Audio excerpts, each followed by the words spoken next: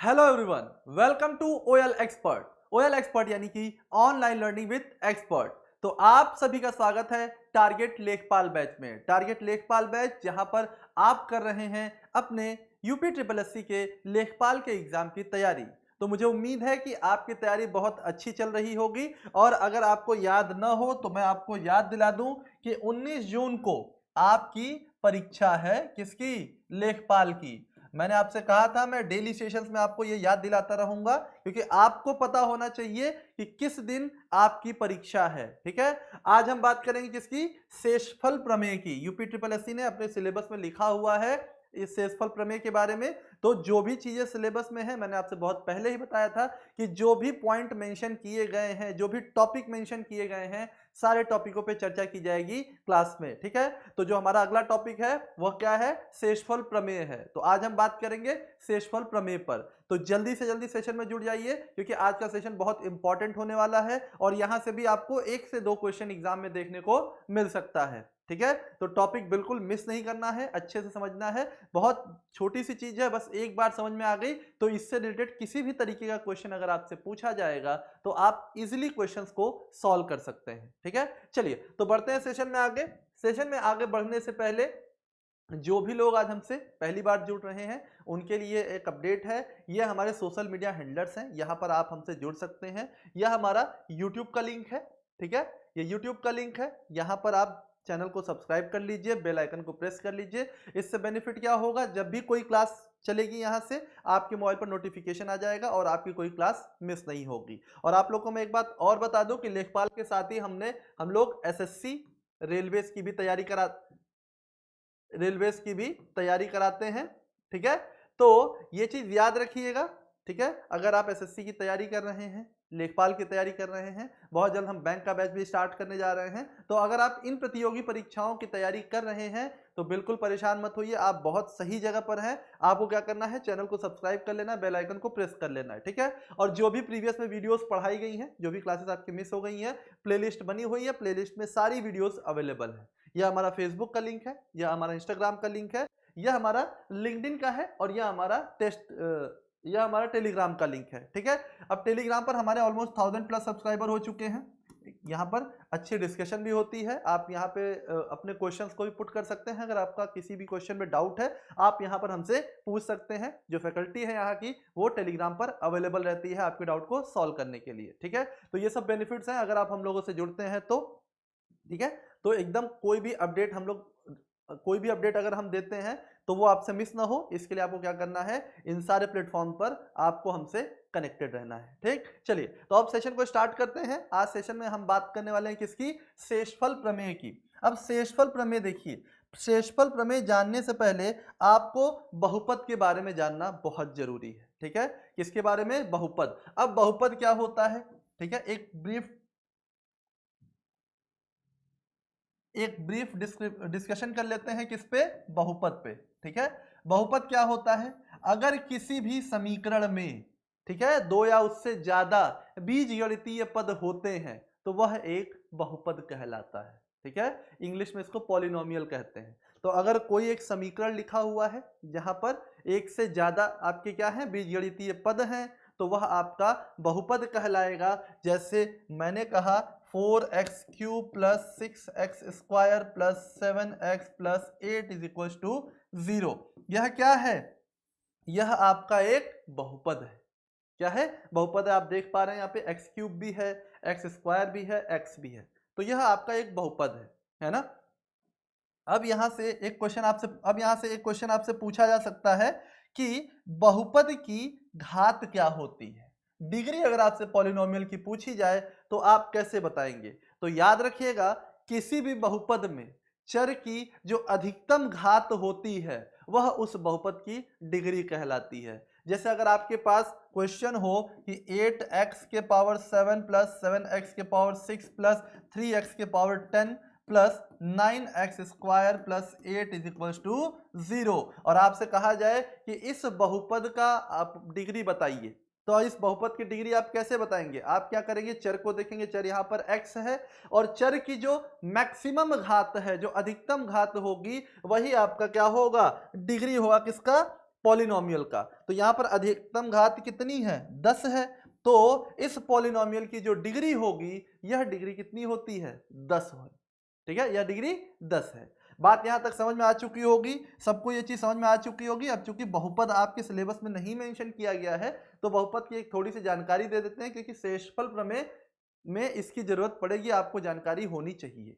ठीक, अब हम बात करने जा रहे हैं शेषफल प्रमेय के। आखिर शेषफल प्रमेय होता क्या है? जैसे मान लीजिए कोई एक आपका एक बहुपद दिया है fx। ठीक है, fx क्या है? x के रूप में, यहां पर चर x है और x के लिए एक बहुपद दिया हुआ है आपको fx। ठीक है, तो अगर fa इक्वल्स टू 0 हो जाए, अगर fa का मान 0 हो जाए, जैसे एक बहुपद आपको fx दिया हुआ है। ठीक है, जैसे मैंने कहा कि fx equals to 3x square plus 4x plus 2, है ना। अगर मैंने कहा कि fx की वैल्यू दी गई है 3x square plus 4x plus 2, यह एक बहुपद आपको दिया हुआ है, और अगर fa इक्वल्स टू 0 हो जाए, यानी कि अगर मैं अब fa कैसे लिखेंगे आप? x को रिप्लेस करेंगे ऐसे, यानी कि x की जगह आप क्या रख देंगे? a रख देंगे। अगर fa रखने से इस फलन का मान 0 हो जाए, तो जो तो x माइनस a जो है, यह आपका fx का एक गुणनखंड होगा। बात समझ में आ रही है क्या? नहीं समझ में आ रही है? एक छोटा सा एग्जांपल लेते हैं, फिर और क्लियर हो जाएगा। जैसे मान लीजिए आपके सामने एक बहुपद मैंने लिया, x square minus 5x plus 6 is equals to 0। ठीक है, x square minus 5x plus 6 equals to 0, यह एक द्विघात समीकरण है। ठीक है, मैक्सिमम पावर यहां पे कितनी है? 2 है। ठीक, अब अगर आप इसको सॉल्व करेंगे तो 6 बराबर 2 गुणे 3, है ना, और माइनस 5 कैसे आएगा? -2 -3, इस तरह से -5 आ जाएगा। तो क्या हो जाएगा? X square minus 2x minus 3x plus 6 is equal to 0। यहां से x कॉमन लिया तो x माइनस 2 हो जाएगा, यहां से -3 कॉमन लिया तो x माइनस 2 हो जाएगा इक्वल टू 0। तो x माइनस 3 और x minus 2 is equal to 0 हो गया। बात समझ में आ रही है? ये आपने क्या लिया है? यह एक द्विघात समीकरण लिया, एक बहुपद लिया, इसको जब हमने हल किया तो इसको हल करने के बाद हमें क्या मिला? x माइनस 3 और x माइनस 2 इक्वल टू 0। यानी कि यहां से हम कह सकते हैं कि ये जो बहुपद है x माइनस 3 भी इसका एक गुणनखंड है और x माइनस 2 भी इसका एक गुणनखंड है, क्योंकि इन्हीं दोनों के को गुणा करने के बाद हमको यह बहुपद मिला है। तो यहां से आप क्या कह सकते हैं कि x माइनस 3 भी एक गुणनखंड है इस बहुपद का, और x माइनस 2 भी इस बहुपद का एक गुणनखंड है। ठीक, अब गुणनखंड है तो अगर x माइनस 3 गुणनखंड है, तो अगर मैं यहां से x बराबर 3 इस बहुपद में रख दूं, अगर इस समीकरण में रख दूं, तो इस समीकरण का मान 0 होना चाहिए। रख के देख लीजिए, अगर x इक्वल टू 3 रखेंगे तो 3 का स्क्वायर 9 होता है, 9 माइनस 5 से 15, है ना, 9 माइनस 15 प्लस 6, तो 9 और 6 प्लस का 15 माइनस 15, 0 आ जाएगा। इसका मतलब x माइनस 3 इसका एक गुणनखंड है। क्यों? क्योंकि x3 हमने रखा तो ये जो समीकरण है यह शून्य हो गया, 0 हो गया। ठीक, बस वही बात यहां पर कही जा रही है कि अगर आपके पास fx x में कोई बहुपद दिया हुआ है, तो fa इक्वल टू 0 अगर होगा तो x माइनस a जो है वो fx का एक गुणनखंड होगा।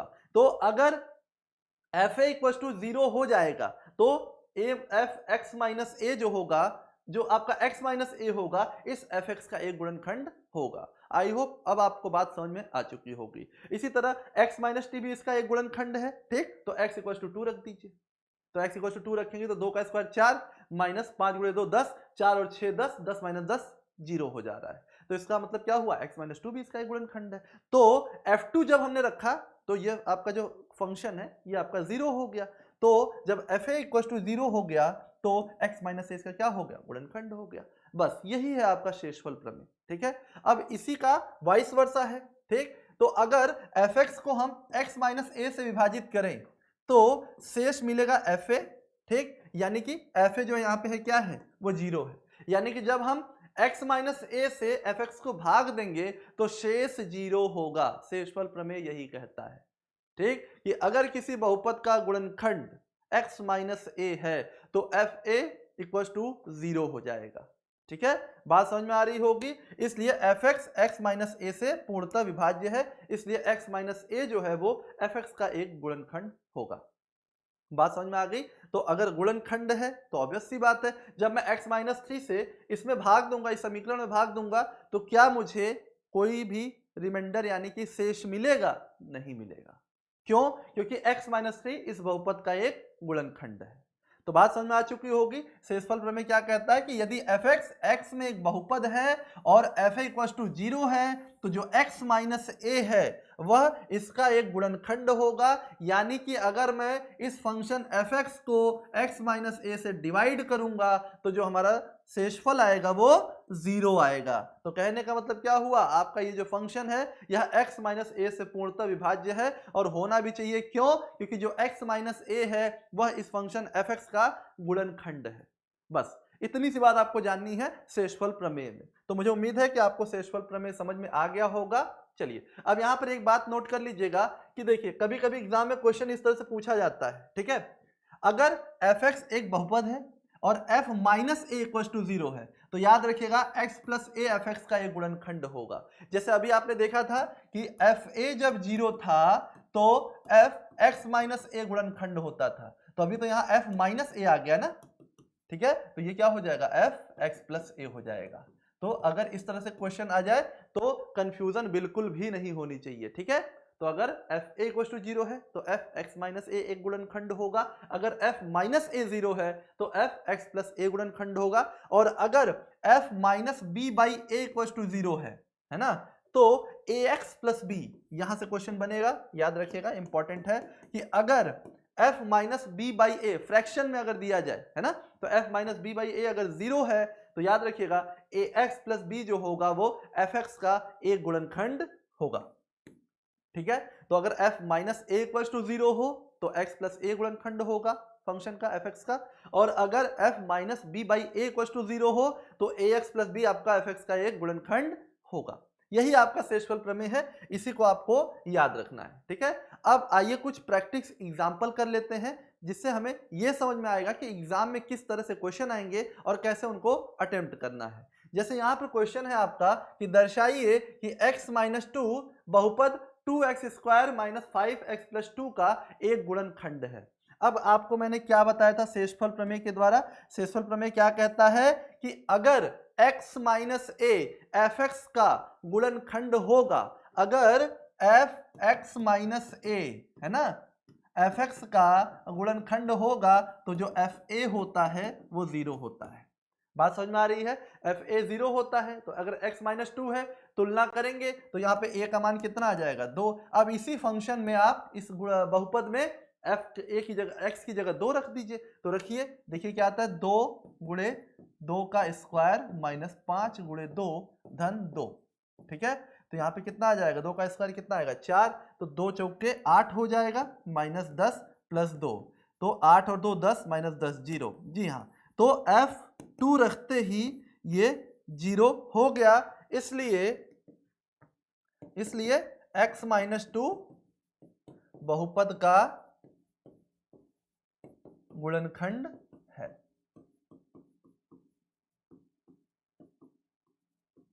ठीक है। बात समझ में आ रही है क्या? इसलिए जो आपका x माइनस 2 है वो बहुपद का गुणनखंड है, ठीक। तो जब भी कभी आपको चेक करना होगा तो x माइनस 2 है, यानी कि x माइनस ए बहुपद का गुणनखंड है, तो एफ ए 0 होना चाहिए। तो x माइनस 2 अगर बहुपद का गुणनखंड है तो a इक्वल टू 2 रखने पे ये बहुपद 0 हो जाना चाहिए, ठीक है। तो यहाँ पर 0 आ गया f2, इसका मतलब जो x माइनस 2 है वो बहुपद का गुणनखंड होगा, ठीक। चलिए अगला क्वेश्चन देख लेते हैं। अब अगला क्वेश्चन यही है कि सिद्ध कीजिए कि 2x प्लस 5 बहुपद 2x square plus 11x plus 15 का एक गुणनखंड है। अब जरा ध्यान से समझिएगा, अभी मैंने आपको नोट में लिखवाया था, ठीक है, कि अगर ax plus b f x का एक गुणनखंड होगा तो f minus b by a is equal to 0 होना चाहिए। अब यहां पर 2x प्लस 5 है, यहां पे क्या है, 2x प्लस 5 है, तो यहां से अगर तुलना करेंगे तो a की वैल्यू 2 हो गई, b की वैल्यू 5 हो गई, तो f ऑफ माइनस 5/2 ये क्या होगा, ये 0 होगा। f माइनस 5/2 0 होगा। बस इस बहुपद में आप f की x की जगह माइनस 5/2 पुट करिए तो क्या आएगा 2 इंटू माइनस 5/2 का वर्ग करेंगे तो 25/4 आएगा, माइनस है तो प्लस हो जाएगा, प्लस 11 इंटू माइनस 5/2, ठीक है, प्लस 15। सिंप्लीफाई करिए तो ये 2 से कट जाएगा तो 25/2 प्लस यहाँ पे माइनस हो जाएगा, माइनस 11 × 5 = 55, 55/2 प्लस 15, ठीक है। तो अगर 55/2 यहाँ पे भी /2 है, यहाँ पे /2 है, घट जाएगा, 55 में से 25 घटा कितना आएगा 30, 30/2 कितना आएगा -15, तो ये हो जाएगा -15 प्लस 15 इज इक्वल्स टू 0। तो यहां पर आपने देखा कि f minus 5/2 is equals to क्या आ गया 0 आ गया। तो f माइनस 5/2 इक्वल्स टू 0 है। इसका मतलब क्या हुआ कि 2x + 5 जो है वो दिए गए बहुपद का एक गुणनखंड होगा, ठीक है। बात समझ में आ रही है, दिए गए बहुपद का एक गुणनखंड होगा। किसी को कोई दिक्कत कोई परेशानी हो तो बता सकता है, ठीक। चलिए अगले क्वेश्चन की तरफ बढ़ते हैं। अब यहां पर सिद्ध करना है कि जो a माइनस बी है वो a³ माइनस b³ का गुणनखंड है। चलिए जल्दी से इसको सॉल्व करने की कोशिश करिए, ठीक है। मैं आपको 40 सेकंड का समय देता हूं, जल्दी से ट्राई करिए, सोच के बताइए कि क्या a minus B a³ minus b³ का गुणनखंड होगा, जल्दी बताइए।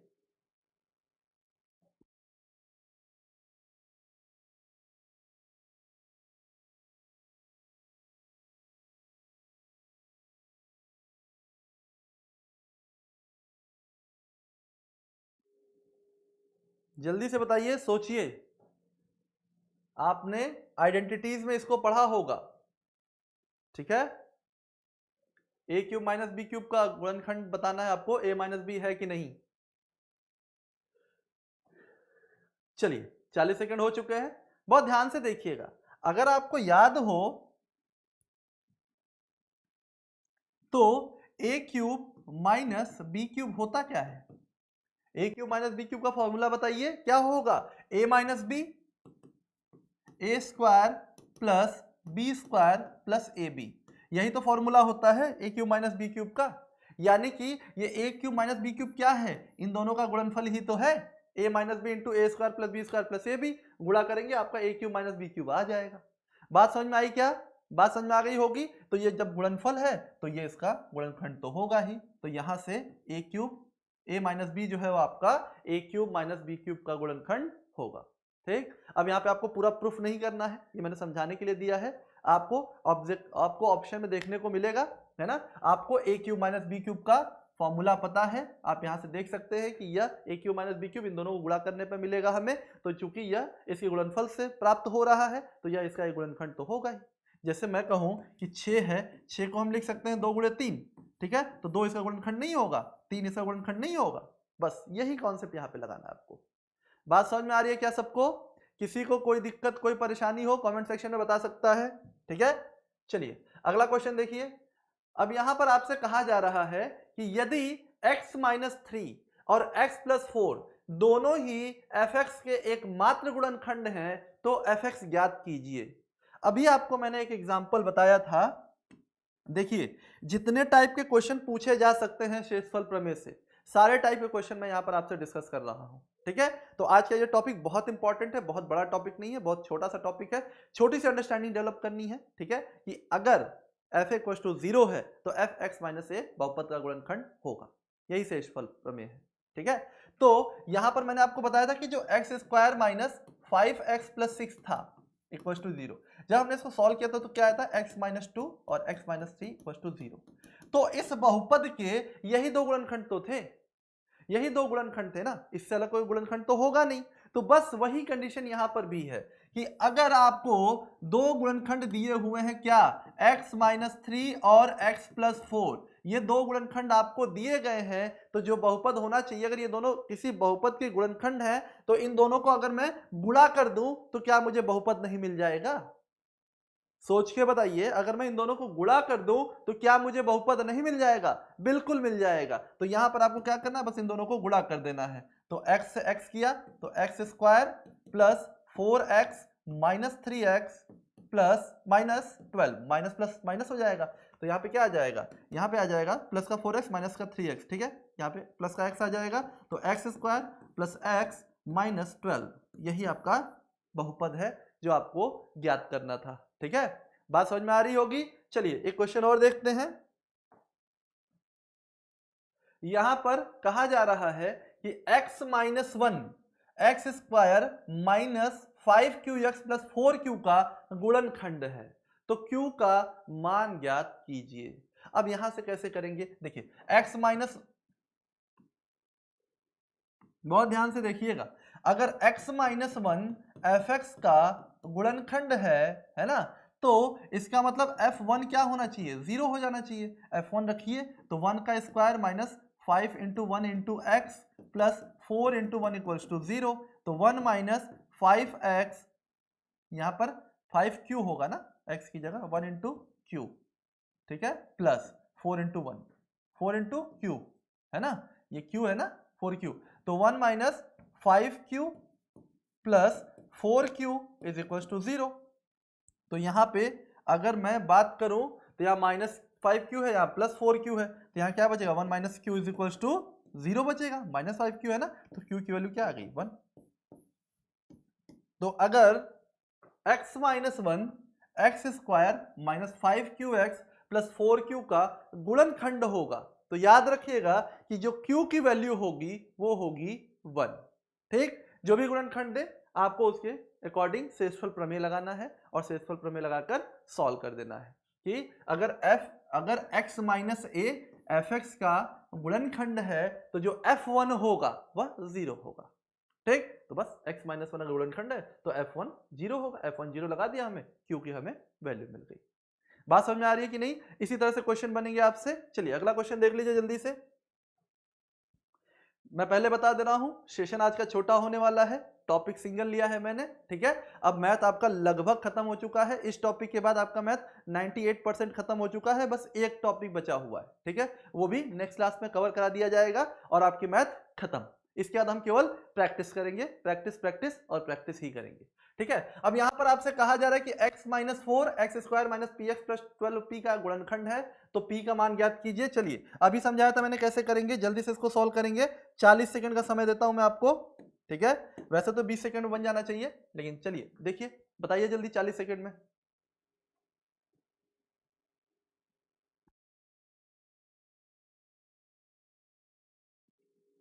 x माइनस 4 अगर गुणनखंड है तो f4 0 होना चाहिए, ठीक है। शेषफल प्रमेय यही कहता है, बस शेषफल प्रमेय लगा दीजिए, उत्तर आ जाएगा। जल्दी बताइए किसका उत्तर आया।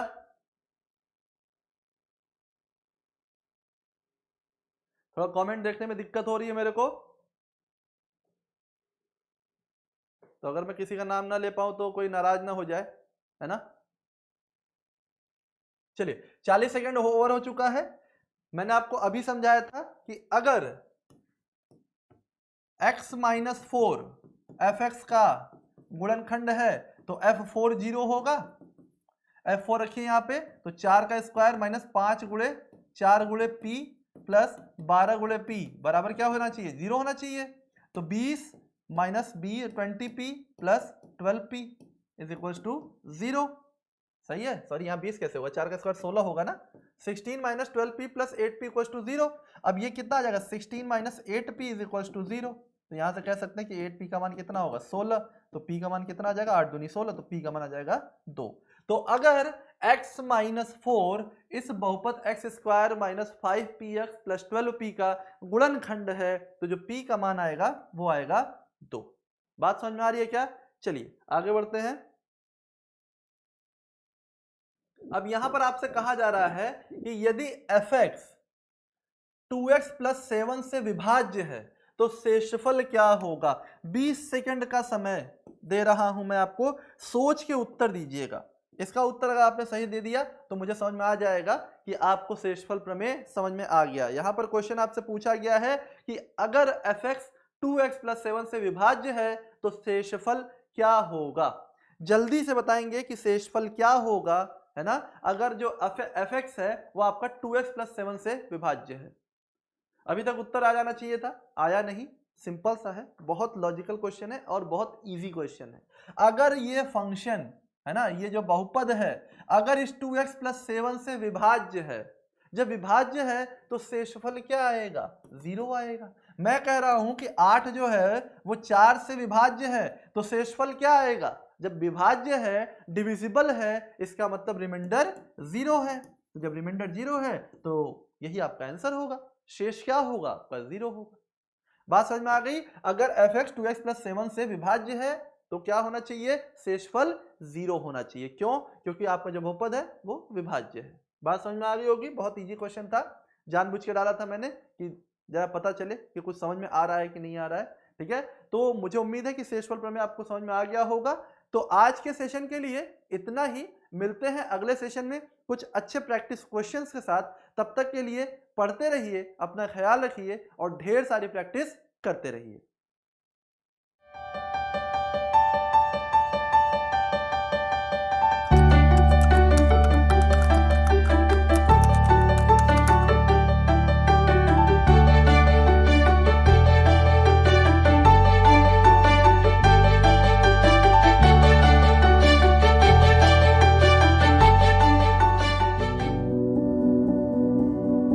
बुरा लगता है, कॉन्फिडेंस भी जाता है बार बार फेलियर्स देखकर। लेकिन ये सल्यूशन नहीं है। सल्यूशन है टारगेटेड स्टडी, यानी कि स्मार्ट स्टडी।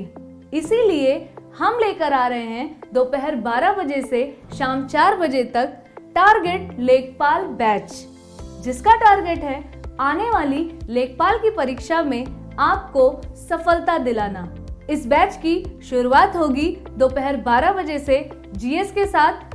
1 बजे से आप पढ़ सकते हैं हिंदी, 2 बजे से ग्रामीण परिवेश और 3 बजे से मैथ्स। तो आज ही ज्वाइन करिए टारगेट लेखपाल batch, only on OL Expert।